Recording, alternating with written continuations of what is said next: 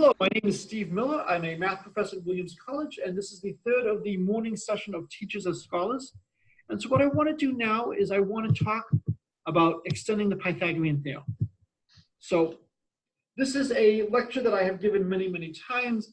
This is a version I gave at Williams College. This is one of the last lectures we were able to give before being shut down in person. So we often have multiple ways of proving something. In math, we typically talk about a proof, not the proof. Different proofs highlight different aspects of the problem. Different proofs can be generalized in different ways. And so it is useful to have more than one way of looking at things. What I want to do in this is I want to show you some different perspectives, and I want to give you a sense of how you might come up with a conjecture yourself. And then the motivating example is going to be the Pythagorean theorem. So I'm assuming everybody is familiar with the Pythagorean theorem. The only real freedom you have is which side do you call A, which side do you call B, and is the height over here or is it on the other side? So if you have a right triangle, A squared plus B squared is C squared. So the question is, how do you prove this? So here is a proof going all the way back to Euclid, Book 1, Proposition 47. This means nothing to me. In color, it means more to me, but it still doesn't mean that much. This one means even less. You know, I can't look at this without wondering how did someone come up with this partitioning? This is the first one that actually speaks to me. And I learned this when I was a freshman in physics class. And so we take the four triangles A, B, C. And what I'm assuming we know is I'm assuming we know area. The area of a rectangle is x times y. So the area of a right triangle is just going to be half the rectangle. So it's 1/2 x times y. So if I put the four triangles together like this, these are all going to be right angles, and this is going to be a square inside. So similar to the Fibonacci lecture at the end, where we calculated an area two different ways, we calculate the area here two different ways. So since we've seen it twice today, this must be a great math insight and concept and technique, and this must be a great set of unified lectures. So the big square is just A plus B for the side, so its area is A plus B squared. For the other one, it's 4 times 1/2 AB plus C squared. And so when we add the four triangles, the 4 times 1/2 AB is 2AB, the little square is C squared, we get A squared plus 2AB plus B squared is C squared plus 2AB, so A squared plus B squared is C squared. The next one is a similar proof. It's just moving things around. And if you can do the analysis, this is another way of proving that C squared is A squared plus B squared because the shaded areas all perfectly cancel out. So I love these nice geometric proofs. I teach at Williams College. I would be remiss if I did not mention that President James Garfield, a Williams alum from 1856, is credited with a proof of the Pythagorean theorem. It's a trapezoidal proof, and it is, of course, clearly distinctive from these proofs. All right, so lots of different proofs. The biggest problem is how do you find these combinations? The other thing is, just because we have a proof doesn't mean we understand why it's true. We know it's true, but we might not understand deeply why. So what I want to do is I want to talk about dimensional analysis. So this is something that chemists are terrific at, well, at least they were when I was in high school. And it's trying to get a sense of what the truth might be. So here are 5 proposed Pythagorean theorems. They are all wrong. Can anybody tell me what's wrong with one of them?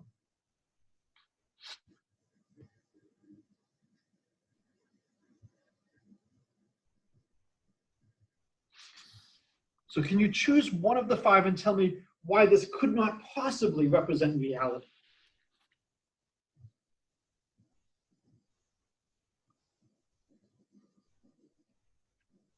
Is it the third one? So what's wrong with the third one?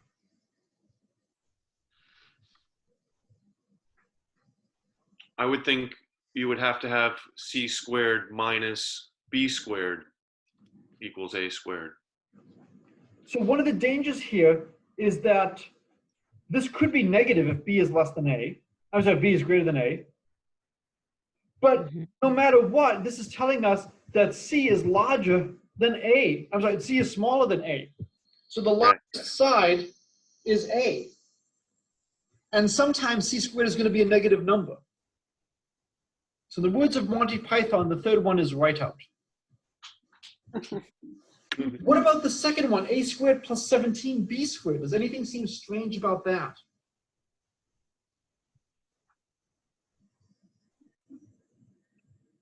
In order for it to still be a right triangle, the coefficients of those would all have to be proportionate or the same, right? Not quite.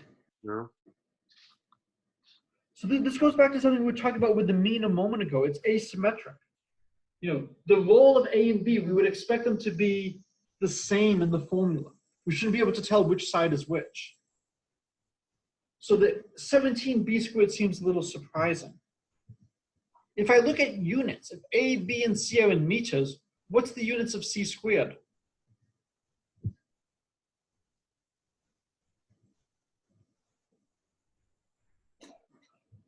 So if A, B, and C are in meters, what are the units of C squared?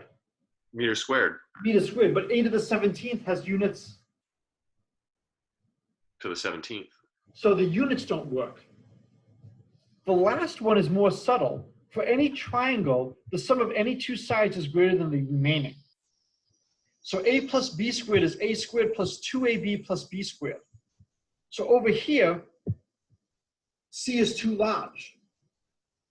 So the only one that is possible is the fourth one. It passes all the tests I can think of. It's symmetric in A and B. It does have C less than A plus B. And again, what I like about this is that it gives us some sense of how to look at an equation, see is it reasonable. So what I want to do is I want to give you a dimensional proof of Pythagoras. So I claim that the area is a function of the hypotenuse C and the angle X. So as soon as I know the hypotenuse and the angle, I know the area. And the reason is, once I specify this angle, if I go out C units, well, I know I have to drop my perpendicular down here. I have to go out like this. The sides A and B are completely determined. If you know trigonometry, you would have A is equal to C sine X and B would equal C cosine X, but I don't need to know those functions. I just know that area is a function of the hypotenuse and the angle. But it's not just any function. And this is where your stuff about scaling that you mentioned a moment ago is going to come into play. It has to be of the form some function of the angle times hypotenuse squared. And this is where you use corresponding parts of similar triangles, corresponding parts of congruent triangles are congruent. CPCTC. Been a long time since I've said that. If I triple C, do we agree that B triples? So B will triple in length, and A will triple in length. So if A and B triple in length, then the whole area has to increase by a factor of 9. If I increase C by a factor of 5, then A and B would each increase by a factor of 5, and so the area would increase by a factor of 25. Right. The area has to be proportional to the square of the hypotenuse. The proportionality constant is going to be a function of the angle. It's 1/2 sine X cosine X, but we don't need to know that. So most geometry proofs, they come down to drawing an auxiliary line, an extra line. And the hardest part is figuring out where to draw that line. So any thoughts on where we might draw this line? And the hint is we need right angles. So how can we draw a line and get more right angles?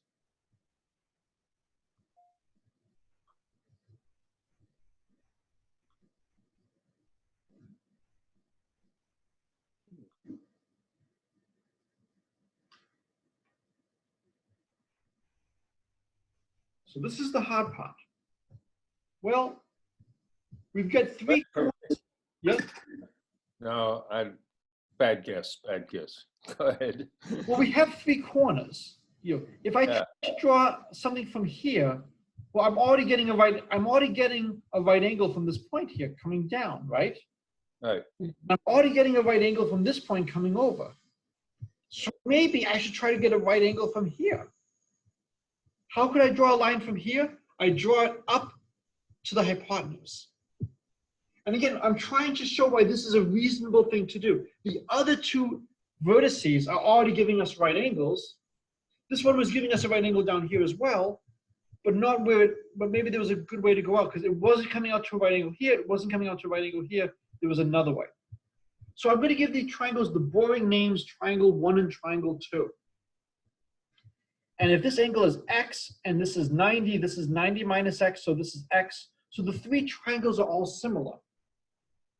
And now we know that the area of the first triangle is f of x times its hypotenuse squared, which is a squared. The area of the second triangle is f of x times its hypotenuse squared, which is b squared. And then the whole triangle is f of x times c squared.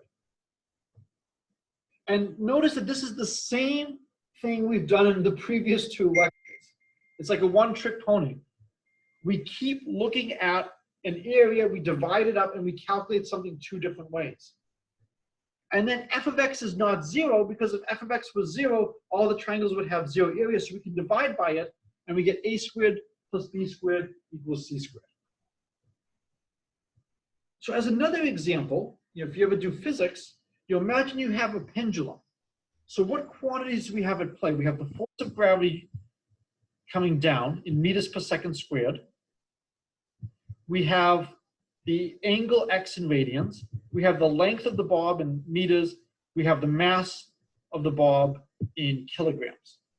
And we want to calculate the period in seconds. So we need some combination of these quantities to get seconds. And after a little bit of work, we see, well, the only way we can get seconds is, let's see, g, meters per second squared, that has a second. Kilogram has no seconds. Radian has no seconds. Meters, well, I need the meters to cancel this out. So if I do length divided by g and I take the square root, that's going to have units of seconds. I can't have it depend on the mass at all because I have no units to cancel the kilogram. So it has to be some function of the radian, some function of the angle, times the square root of L over g. It turns out that f of x is constant. There's no way we're going to get that from a dimensional analysis. But we can see before we even go to the lab, we conjectured that the period should be proportional to the square root of the length of the pendulum. So if we quadruple the pendulum length, the period should double. And we should be able to do that before we even get to doing any experiments. So what I want to do now is I want to talk about how you might guess the Pythagorean theorem. So if somebody gives you the answer, it's a lot easier than if you have to create it. And a lot of times we give the students the answer, we don't have them explore. And so I want to talk about how you might try to guess the Pythagorean theorem. So the first natural thing is to try that maybe there's a linear relationship between A, B, and C. If that doesn't work, maybe there's a quadratic involving squares. If that doesn't work, maybe a cubic. So you could guess a linear relationship. Maybe C is alpha A plus beta B. And we want to figure out what are the possible values of alpha and beta. And what I try to emphasize to my students is always consider extreme cases. You can learn a tremendous amount from extreme cases. So imagine we have a long triangle with a very short height. So in the limit, this length over here, the bottom, is going to be almost the same as the hypotenuse. So we get that alpha and beta both have to be 1.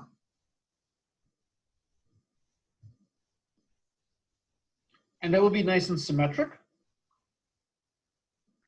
The question is, does C equal A plus B make sense? Well, let's check. So we know the area is just x times y. The area of a right triangle is 1/2 xy. So the simplest triangle we can think of is the 45, 45, 90 triangle. Now, if you know your geometry, it should be 1, 1 square root of 2. We're assuming as a guess that C is A plus B. And so if we try that, well, what would the area of the square be? So can somebody tell me the area of the square? 4. 4.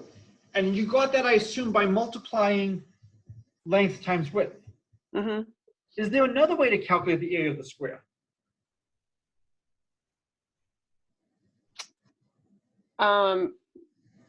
If you put it on graph paper, you could count the squares.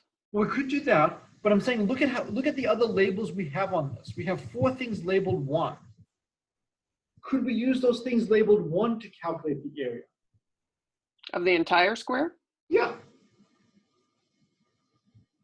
Could we calculate the area of one of these triangles?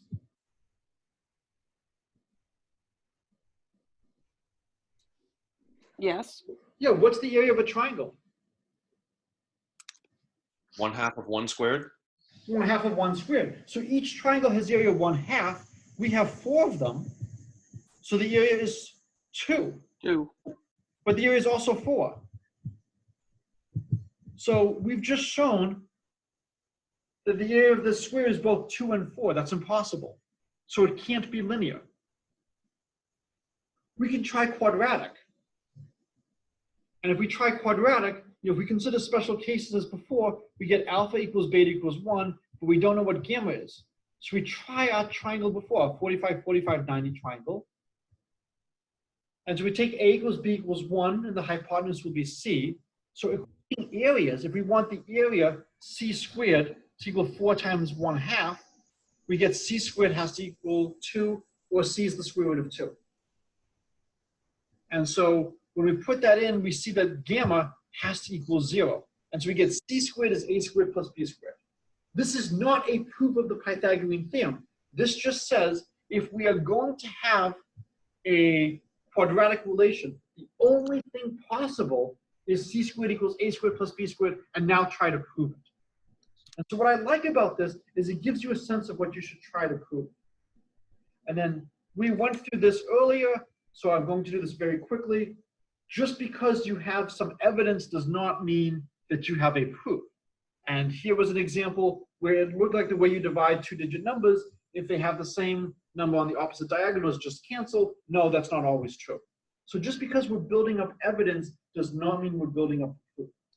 So what I'm not going to go through here is I'm not going to go through the proof of how you extend it on a sphere. The slides will be posted if anybody is interested. I'm just going through like this so that you can always just pause the video if you don't have access to the slides. And then there's even generalizations beyond a sphere. So the big thing to get out of this is math is not complete. This is something that I could have asked myself when I was in high school or middle school. How would you extend the Pythagorean formula? I did not think to do it until I was in college. Not in college, teaching at college. Teaching at college. Different proofs highlight different aspects. And if possible, you want to try to get a sense of what might work and why something might be true. It's not enough just for something to be true. You want to get a feel for the reason. And so I hope this gives you some sense of how to attack problems. So this is similar to the what do you mean lecture, where we're trying to figure out what do we want to investigate, how do we want to try to come up with a quantity. We spent a lot of time, in the beginning, looking at possible formulas. What could the formula possibly be? And then eventually we settled on the only candidate is C squared is A squared plus B squared. Okay, so this is a good place to end. Does anybody have any questions or comments?